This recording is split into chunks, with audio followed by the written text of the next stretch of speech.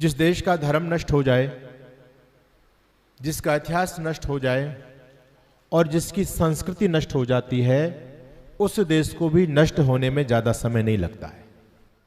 आज दुर्भाग्य की बात यह है कि हमारे बच्चों को 5 क्रांतिकारियों के नाम पता नहीं होंगे और देश को जो बर्बादी की तरफ ले जाने वाले बॉलीवुड के जो भाण हैं, उनके अनेकों के नाम याद होंगे, उनके बहुत सारे डायलॉग याद होंगे, फिल्मों के नाम याद होंगे। ऐसी विकराल परिस्थिति में अपने बच्चों को इतिहास से जोड़ना बहुत ज्यादा जरूरी है। नहीं तो ये हमारे बच्चे अपने इतिहास को भूल जाएंगे, अपने क्रांतिकारियों की इस बलिदानी परंपरा को भूल जाएंगे। जरा सी कामयाबी मिल गई तो फूल जाएंगे, ये दौलत और शोहरत के नशे में झूल जाएंगे। अगर बच्चों को आजादी के किस्से ना सुनाएंगे, ये हनी सिंह याद रखेंगे, भगत सिंह भूल जाएंगे।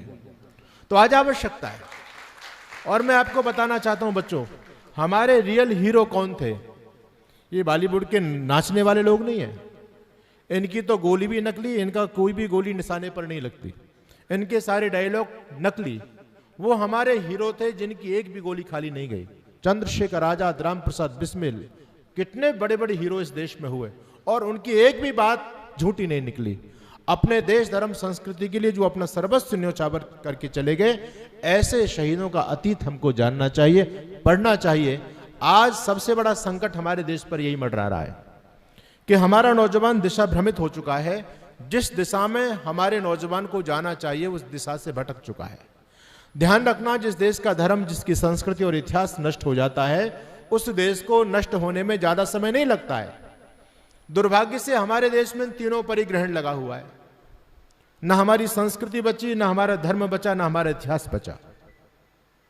संस्कृति का किस प्रकार से जनाजा आज हम लोग निकाल रहे हैं, इस बात को आप बहुत अच्छी तरह से जानते हैं। और मैं आपसे कहना चाहता हूं, केवल इस कार्यक्रम में बैठ करके कार्यक्रम को सुन करके चले जाएं, इतने से बात बनने वाले नहीं है महानुभावों। आज आपको यहां से एक संकल्प लेकर के जाना पड़ेगा। यदि हम अपनी संस्कृति की रक्षा नहीं करेंगे तो आपकी संस्कृति को बचाएगा कौन, आप मुझे बताइए। दूसरे लोगों की कट्टरता देखो अपने धर्म के प्रति, अपनी संस्कृति के प्रति, उनके अनुपात में हम उनका 10% भी नहीं है। बिल्कुल सत्य बात है ये।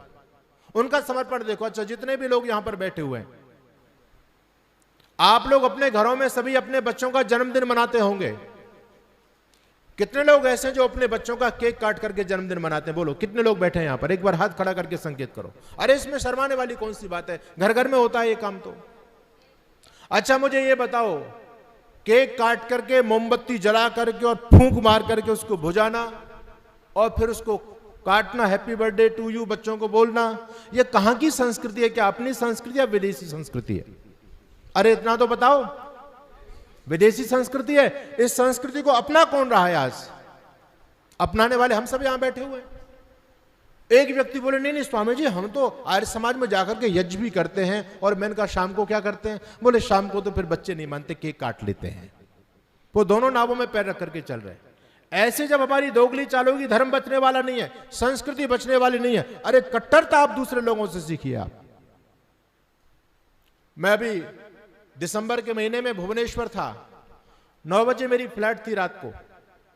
जब मैं आया तो उस दिन आप जानते हैं 25 दिसंबर क्या होता है? क्यों जी? अरे बोल दो, क्रिसमस डे सबको पता है। लेकिन 25 दिसंबर एक बहुत बड़े बलिदानी राजा का बलिदान दिवस भी है, जो अपने धर्म और संस्कृति के लिए इन मुगलों से लड़ता लड़ता बलिदान हो गया। उस महाराजा सूरजमल को हम लोग भूल गए। हमको क्रिसमस डे, उस जीसस का जन्मदिन हमको याद रहा आज। और दुर्भाग्य की बात यह है, जैसे ही हम लोग पहुंचे, मेरे साथ एक संत और थे, हम गए, पूरा एयरपोर्ट को देखो, वो लाल लाल है ना गुब्बारे लगे हुए हैं और लोग, बच्चे भी जोकर से बने हुए हैं, कोई लाल कहीं से, धौला कहीं से, पता नहीं कैसी ड्रेस बना लेते हैं। और हमारे धर्मगुरु भी उसी प्रकार से उस दिन नौटंकी करने लग जाते हैं सारे के साथ। हम जब गए तो वहां पर एयर होस्टेज होती हैं, उन्होंने कहा हैप्पी क्रिसमस डे सर। हमने कहा हमारा हैप्पी क्रिसमस डे से क्या मतलब? अरे आप नमस्ते जी बोलो, आप स्वागत कहिए और कोई शब्द बोलिए। वो संत हमारे साथ में थे, उन्होंने कहा आप हरिओम बोलो, ओम बोलो आप। उस एयर होस्टेज ने कहा कि मैं ओम नहीं बोलूंगी, मैं हैप्पी क्रिसमस डे बोल सकती हूँ, और आपको यदि वो पसंद नहीं है तो मैं नमस्ते बोल सकती हूँ, बाकी आप ओम नहीं बोलूंगी मैं। जब ये बात उस महिला ने कहा तो स्वामी जी को बड़ा अटपटा लगा। उन्होंने कहा स्वामी जी देखा? अरे मैंने कि देखा क्या, क्रिश्चियन है ये? बोले आपको कैसे पता? मैंने कि पूछो इसका नाम। मैंने उसका नाम पूछा तो नाम पता, जब सुना हमने उसका नाम तो पता चल गया वो क्रिश्चियन है। आश्चर्य की बात यह है कि गेट के बाहर खड़ी एक विधर्मी लड़की आपके भगवान का नाम बोलने के लिए तैयार नहीं है, ओम बोलने के तैयार नहीं है, हरिओम बोलने के लिए तैयार नहीं है। लेकिन मैंने उस फ्लैट के अंदर 350 मूर्खों को देखा जो आपस में happy Christmas day sir, happy Christmas day, सारे के सारे हिंदू, और आपस में बधाई दे रहे हैं। अरे उनसे कट्टरता सीखिए, और हम लोग बिल्कुल उनके अनुपात में बिल्कुल भी कट्टर नहीं है। आपकी संस्कृति कैसे बचेगी? हमने देखा है मोमबत्ती जलाएंगे केक के ऊपर रख करके, फूंक मार के उसको बुझा देंगे। मैंने कहा भले आदमी, जब ये बुझानी थी तो जलाई क्यों? किसी के पास कोई जवाब नहीं है।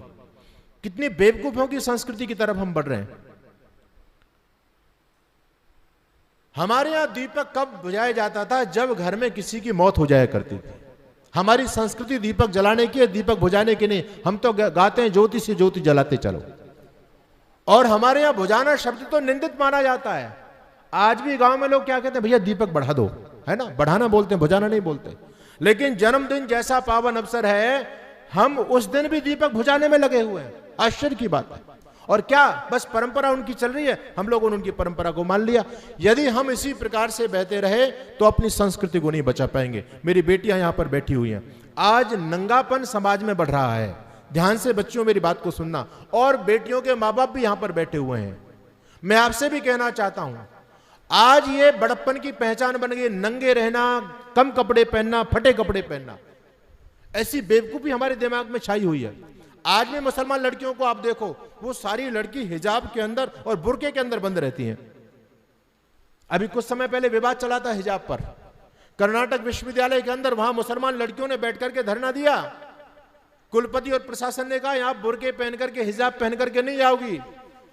तो वो कहती नहीं, हम तो बुर्के में आएंगे, हम तो हिजाब में आएंगे, पूरे बदन को ढक करके आएंगे। और उसके खिलाफ वो धरने पर बैठ गई। और हमारी बेटियां, अगर इनको फटी जींस से रोक दिया जाए तो ये धरने पर बैठ जाती है, नहीं हम तो फटी जींस पहनेंगे। उत्तराखंड के मुख्यमंत्री ने कुछ समय पहले बयान दिया था, आप लोगों ने देखा, उसको कुर्सी चलेगी बेचारे की। और हमारे देश की बेटियां कह रही तुमको क्या, तुम हमारी फ्रीडम में बाधा बन रहे हो, ये तो हमारी आजादी है, हम आराम से जिएंगे। और फिर उनको शर्म नहीं आई। ऐसी ऐसी लड़की, मैं उनको क्या बोलूं, अपनी वाणी को कैसे खराब करूं। उन लोगों ने नग्न होकर के मुख्यमंत्री के खिलाफ प्रदर्शन किया। बोले हम तो ऐसे रहेंगे, तुम कौन होते हो रोकने वाले। कितनी गंदगी हमारे दिमाग में घुसी हुई है। मैं आपसे निवेदन करूंगा, यदि आपके बच्चों के अंदर ये गंदगी आ रही है। अभी मैं एक कार्यक्रम में गया, एक सज्जन मेरे पास में आए, आशीर्वाद लिया, उनका पोता भी उनके साथ में था। बेटे ने पैर छुए, उनके दादा ने पैर छुए, और उनके दादाजी ने 2000 का नोट मेरे सामने रखा दक्षिणा में। मैंने जब उस बेटे की तरफ देखे तो उसमें फटे कपड़े, फटे कपड़े का मतलब समझ गए, बड़े संभ्रांत व्यक्ति लग रहे थे, फटे कपड़े। मैंने तत्काल उनका नोट वापस किया। मैंने कहा श्रीमान जी आप पैसा वापस पकड़ो, पहले अपने बच्चे के लिए ठीक ठाक कपड़े खरीद करके लाओ। जब उन्होंने देखा नहीं नहीं स्वामी जी कपड़े तो ठीक है, मैंने कहा कौन इनको ठीक बताएगा कपड़ों को, ये फटे कपड़े पहनकर घूम रहा है, आपको शर्म नहीं आती। कहता है जी ये परसों ही खरीद के लाया है और बहुत महंगी लेकर के आया है। मैंने कहा फिर महाशय जी आपका दिमाग कहां है, आपका बच्चा मार्केट में जाकर के महंगी चीज, फटी चीज ले आया ज्यादा दाम में, और आप वापस कराने भी नहीं है। कहते जी फैशन चल रहा है। तो मैंने कहा ये फैशन यदि चलता रहे तो एक दिन तुम्हारी स्थिति खराब हो जाएगी। इसलिए मैं कहना चाहता हूं आपके बच्चों के दिमाग में ये गंदगी आ रही हो, फटे कपड़े, ओछे कपड़े, यहां से फटा, यहां से फटा, यहां से फटा, ऐसा लगता है जैसे किसी ने इसको पकड़ के सड़क पर अच्छी तरह से रगड़ा है इसको।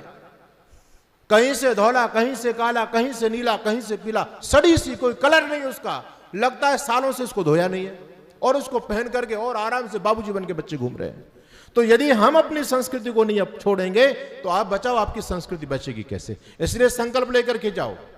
अगर आपके बच्चे, एक बार आपको स्टिक होना पड़ेगा, अगर आपकी बेटी, आपका बेटा फटा कपड़ा घर में ले आए तो एक बार उस कपड़े में जरूर आग लगा देना। क्या पहले तो कहो कि तू वापस करके आए इसको, और वो नहीं मानता तो आग लगा दो, दोबारा उसकी लाने की हिम्मत नहीं होगी। लेकिन हम उनको खुद सपोर्ट कर रहे हैं, हैप्पी बर्थडे बना रहे हैं, वो मुर्गी की टट्टी का केक बना हुआ और उसको काट करके खुद खा रहे हैं, बच्चों को खिला रहे हैं। अरे आप यज्ञ करो, जन्मदिन मनाने की कितनी पावन परंपरा हमारी है। आर्य समाज में आइए, यज्ञ कीजिए, आर्य समाज में दान दीजिए, बढ़िया भोजन कराओ, किसी वृद्धाश्रम में चले जाओ, किसी गुरुकुल में जाकर के दान करो, कितना पुण्य आपको प्राप्त होगा। लेकिन ये सारी परंपराएं बंद हो चुकी हैं, हम पाश्चात्य संस्कृति की तरफ बढ़ रहे हैं और फिर कहते हैं हमारी संस्कृति समाप्त हो रही है। अरे हमारी संस्कृति को समाप्त करने वाले हम स्वयं लोग हैं।